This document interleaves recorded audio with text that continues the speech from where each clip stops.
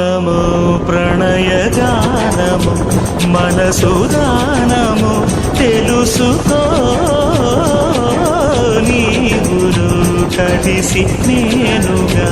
అలసి తోడుగా పిలిచి వలచాలే శిలలే చిగురించిన శిల్పం చెలిగా పిలిచే కనులే పండించిన స్వప్నం నిజమై నిలిచే నేడో మరునాడో మన మమతల చరితల మలుపు తెలుసుకోవా వసంతంలా వచ్చిపోవా ఇలా